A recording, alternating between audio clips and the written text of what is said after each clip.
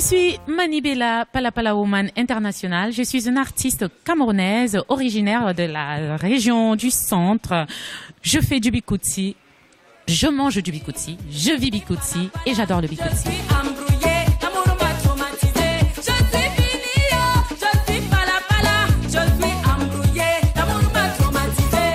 En fait, mon grand-père est l'un des premiers artistes camerounais. Il s'appelait Cher Ami de la capitale.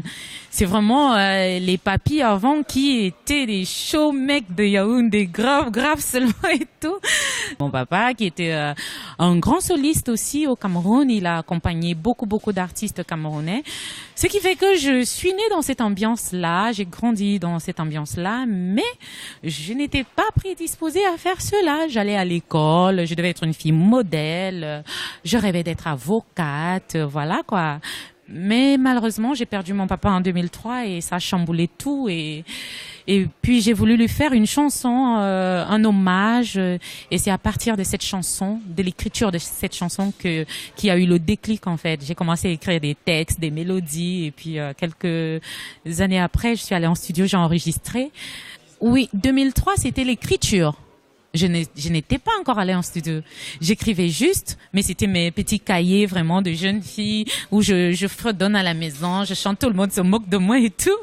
Et puis, c'est vraiment en 2010 que je prends le courage d'aller dans un studio d'enregistrement. J'arrive au studio Beck International chez Monsieur Bertrand Heba.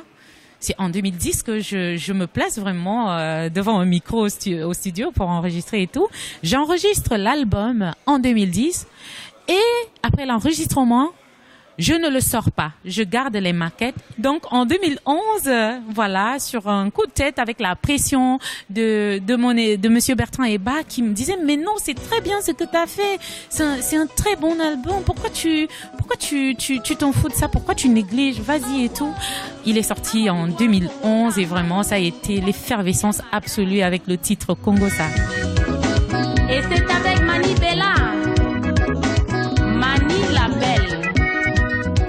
Remets les choses dans l'ordre. Ouais. Tangna wakwa be mamute. Barga wakwa be mamute. Onana wakbalmeya. Tout m'inspire, la société, les causes parfois injustes selon moi. Je n'hésite pas du tout à aborder, peu importe le thème, j'aborde, que ce soit la prostitution, que ce soit la médisance, que ce soit l'amour, que ce soit vraiment le social. J'essaie de parler d'un peu de tout, j'essaie de dire les choses comme je les sens, sans complexe. J'essaie de me mettre dans la peau de plusieurs personnages.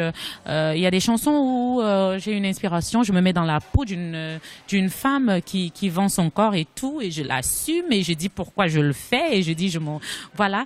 C'est un peu pour revendiquer, pour essayer de dire aux autres que avant de juger, parfois il faut qu'on soit un peu humain, qu'on essaye un peu, même si on n'est pas d'accord, même si je le sais et je le dis que c'est pas quelque chose de bien, mais arrêtons de stigmatiser ces personnes-là. Voilà. J'étais d'ailleurs très ravie vraiment d'être invitée dans ce festival. Vous savez, le FEMIA aujourd'hui, c'est une référence. C'est vraiment un festival au niveau de l'Afrique, très bien organisé, grandiose et tout.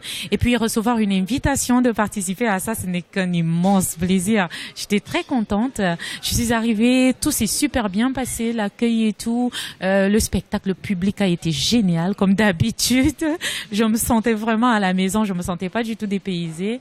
Et le thème de cette année, il est vraiment magnifique parce que voilà, on parle de l'égalité depuis l'égalité homme-femme et tout, mais on est d'accord que jusqu'à aujourd'hui cette égalité n'est pas du tout vraiment respectée, parce que aujourd'hui une femme qui a le même niveau, le même CV qu'un homme dans un poste, le même poste et tout, quand on regarde un peu, il y a toujours des petites différences au niveau des salaires et tout ça là. Ça c'est une petite discrimination, parce que je me dis, si une femme est cadre comme ça, un homme est cadre, il devrait normalement avoir...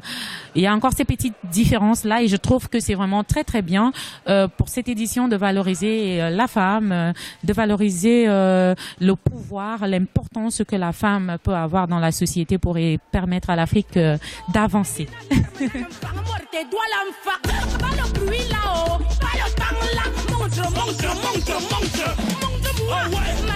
Vous savez, moi j'aime beaucoup oser artistiquement, j'aime beaucoup, je ne me cantonne pas à une zone de confort. Je ne fais pas un bikouti où je suis tranquille dans ma zone de confort et puis où tout le monde... J'aime bien tester, j'aime bien slammer par exemple.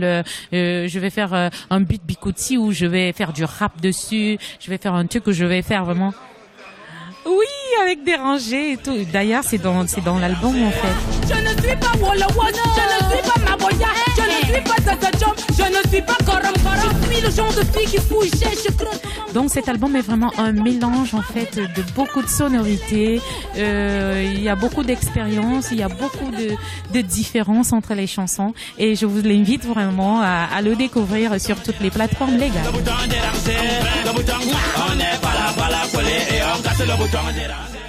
Mama ino ya galama ikana bakaro boangwan ino ya galama ikana bakaro tagankoga mama ino ya galama ikana bakaro bogankak ino ya galama ikana bakaro sagazangarak ino ya galama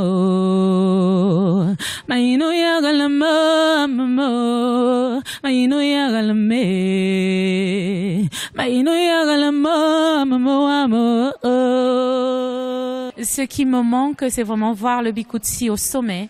Je veux voir le bikouti dans des grands festivals en Europe. Je veux voir le bikouti dans des grands festivals aux États-Unis, en Asie, un peu partout dans le monde. On y travaille. J'espère qu'un jour, je pourrai me retrouver en plein New York, dans le Super Bowl, avec une Beyoncé en train de trémousser dans notre bikouti national. Je suis Manivela, merci à tous, je vous adore, vive le bikouti, vive l'Afrique, vive notre culture. Mouah.